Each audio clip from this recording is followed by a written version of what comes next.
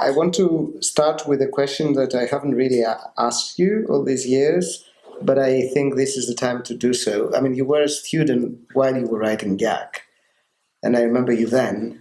We did not know what you were writing. We thought you were writing your PhD, actually.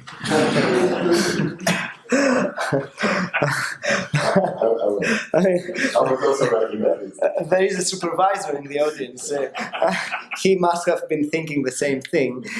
But you were writing stories about your village. Is the village of Yak your village? I want to start from that experience of being a student in Oxford and suddenly reconnecting, recalling, rewriting perhaps material that you've had. How did this come about? How did this work?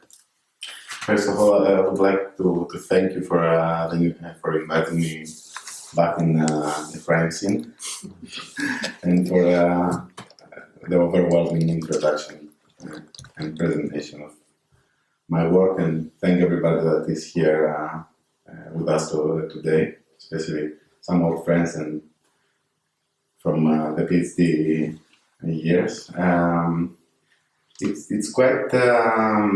It's quite funny to be back in Oxford and speaking about Jack,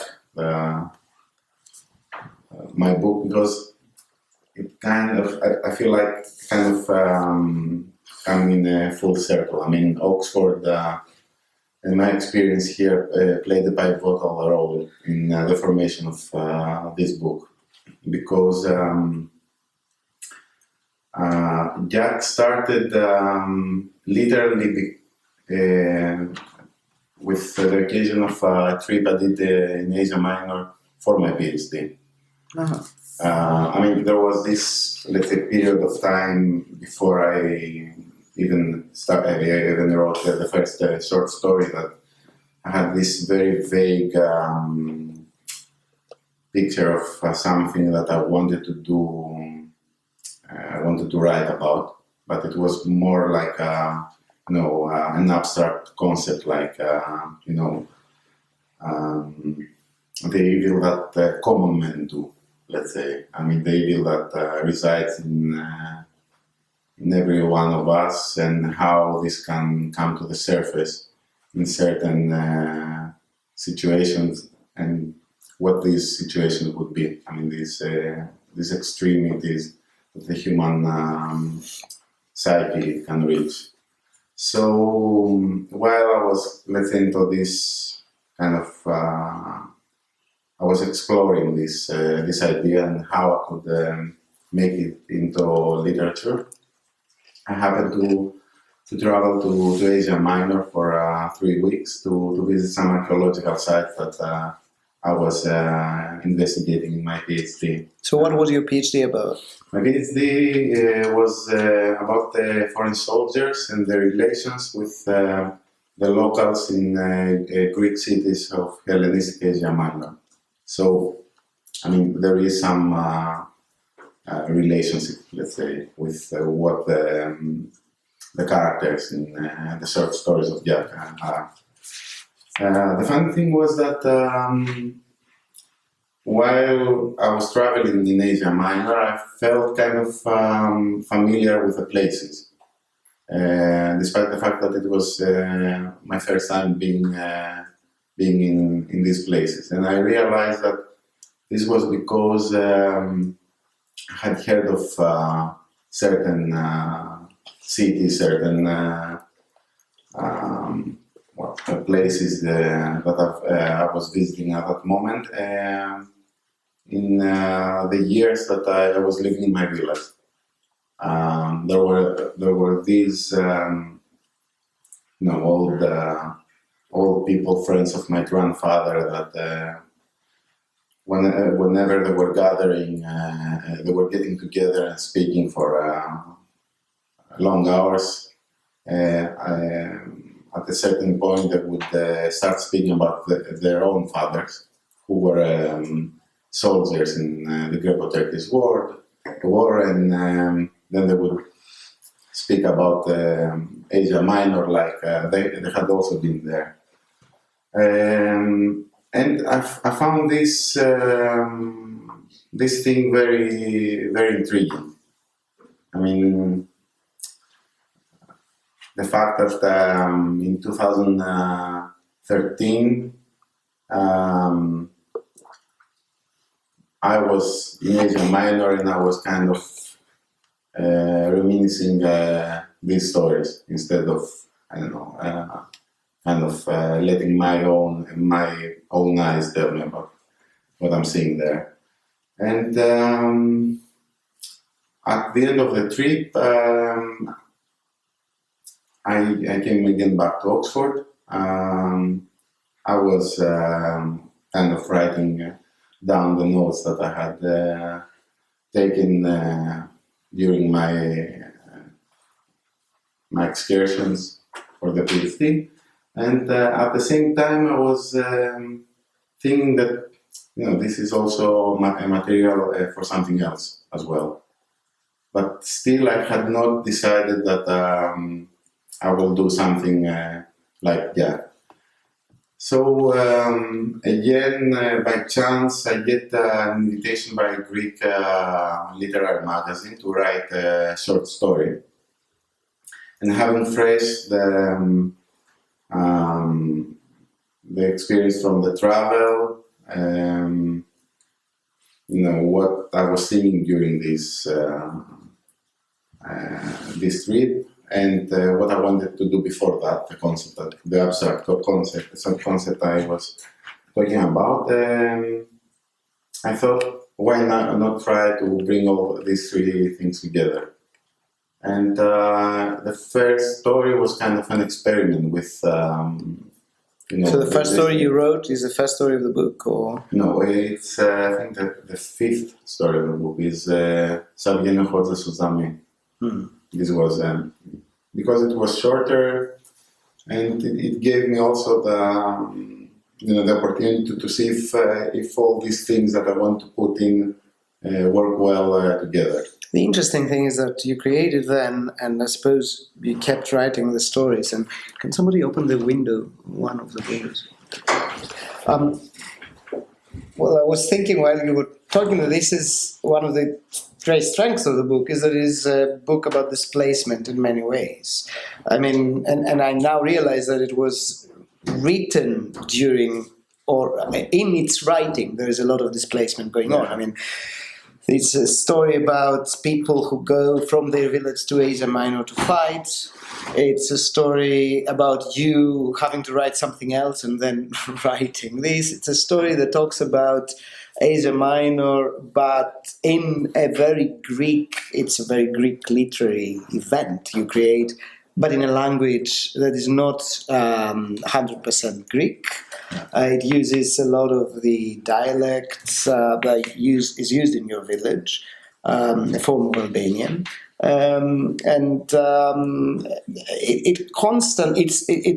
it's something written now about a recent past that talks about a further back past, a past that's further back. So it's a novel, a lot about displacement, if it is a short story cycle, whatever you call it. Do you think this was the reason it was immediately?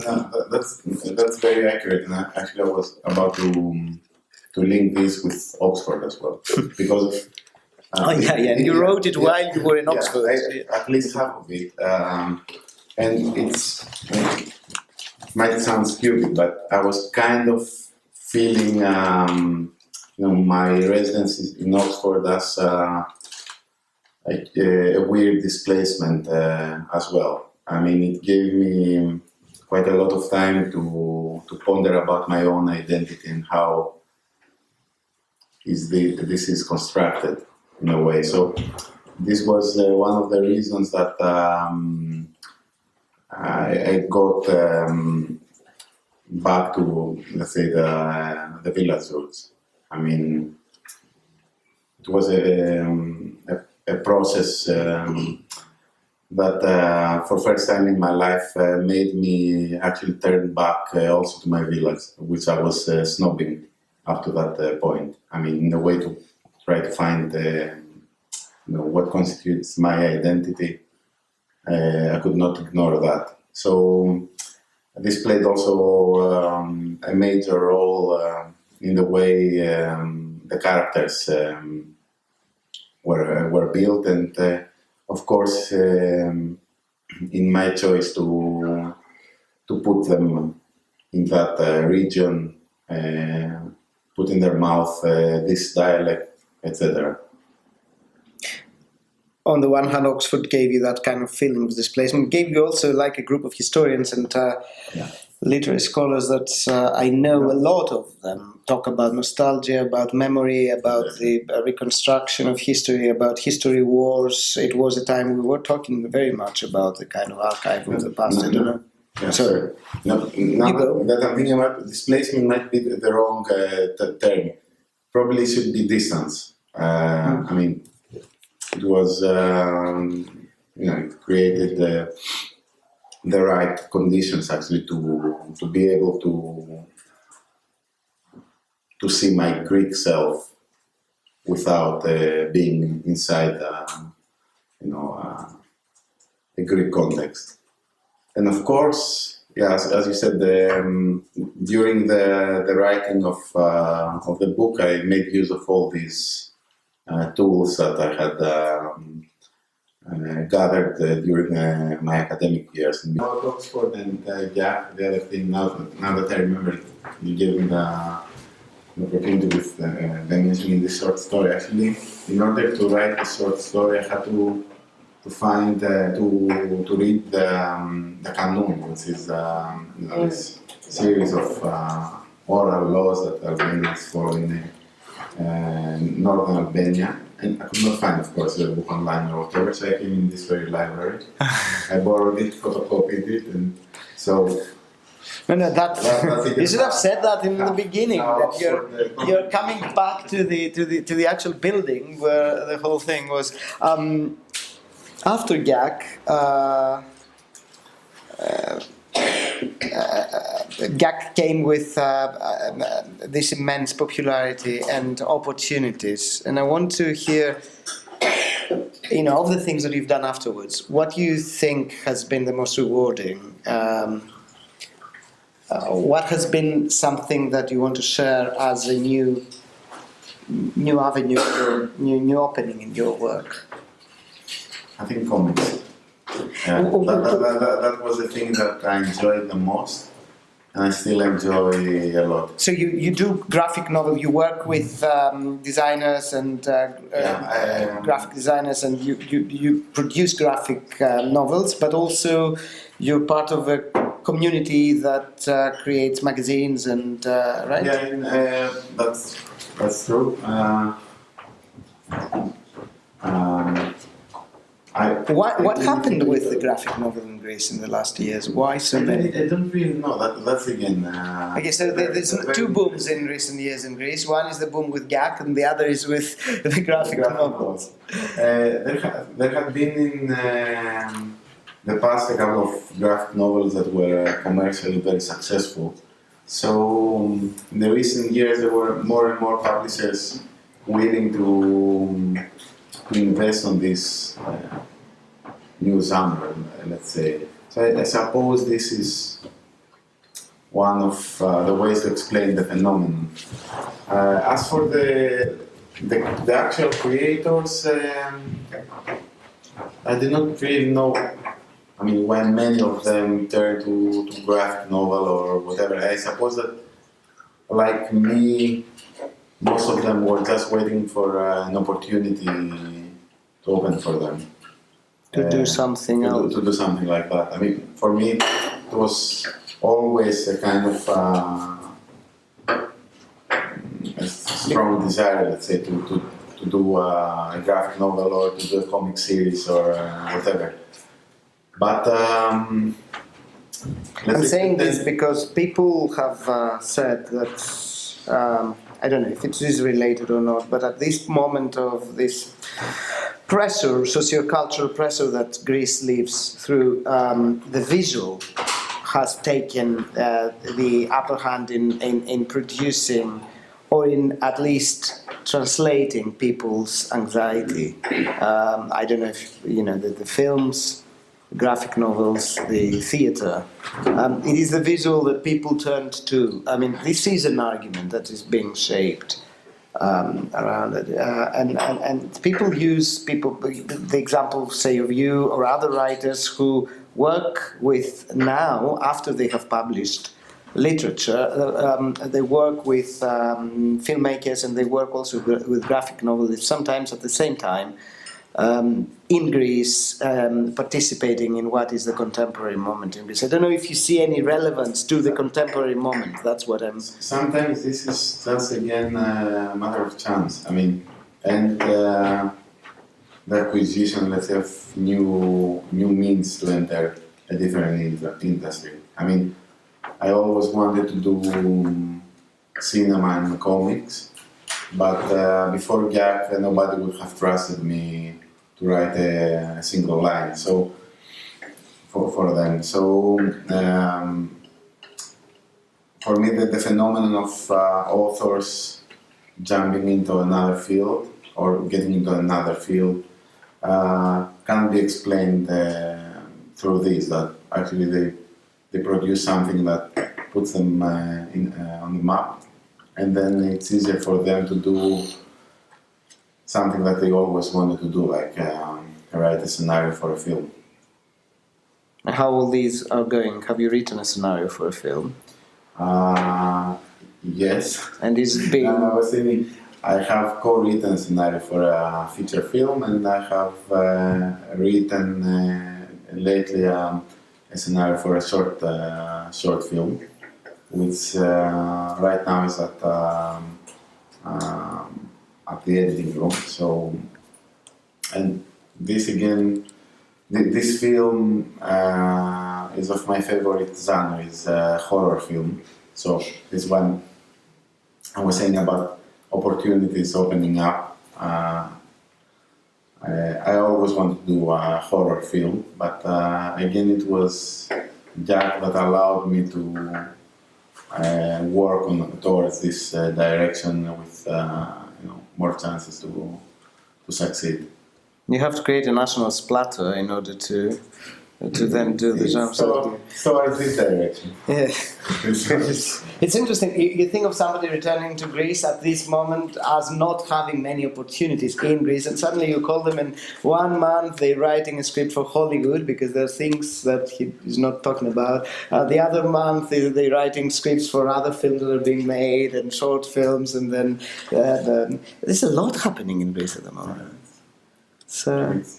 It's true. I mean, we whine a lot about things not happening, but if you see it more calmly, let's say from the outside, you realize that a lot of people that even I mean, of your immediate circle, are actually involved in very interesting things that might work or might not work, but still, there is something going on. And it's very, very refreshing.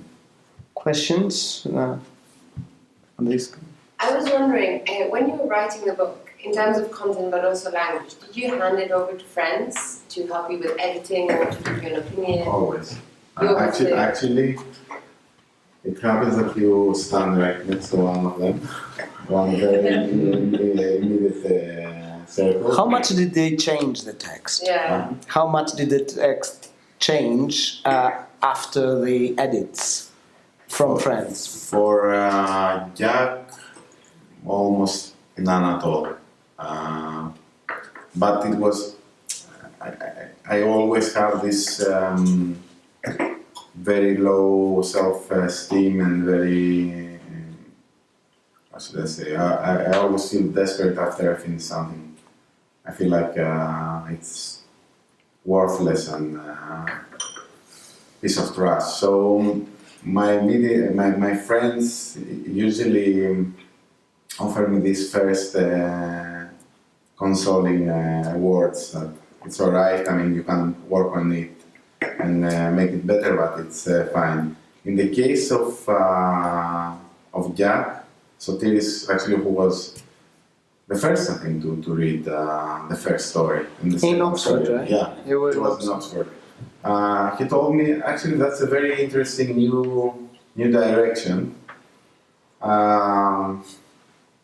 Why I mean, do you plan to go on like that? I said, yeah, I think so. And he said, yeah, that's the right decision, go on. And he kind of solidified in me the decision to go towards that. I mean, I would have followed it in any case, but it would have done with much more, sweat and blood and tears, and probably the book would not have finished in a year or whatever.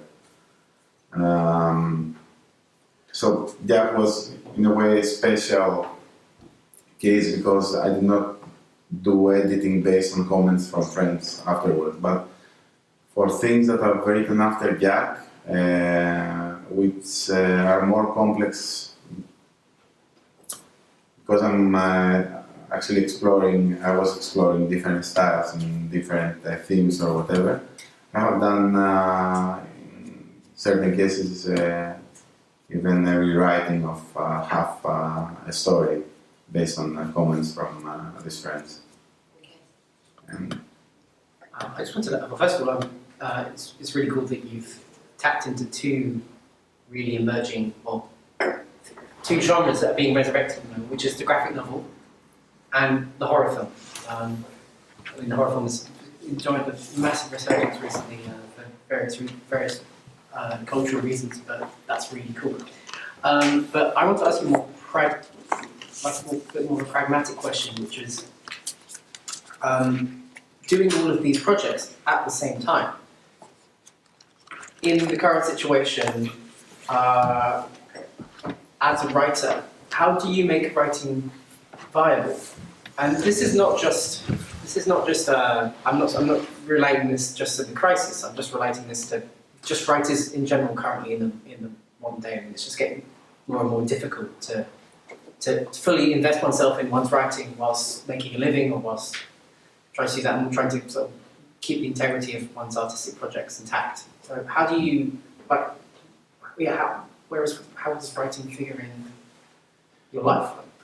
well, I haven't written much in this period that I was engaged in different kind of projects. I mean, so at least for me, these things do not fit really well together, because you can write a piece of your PhD and then write a short story. It's doable if you have the time, because it's two completely different mindsets. But at least for me, I'm underlining this, it's not easy to pass from a scenario for a comic to a short story.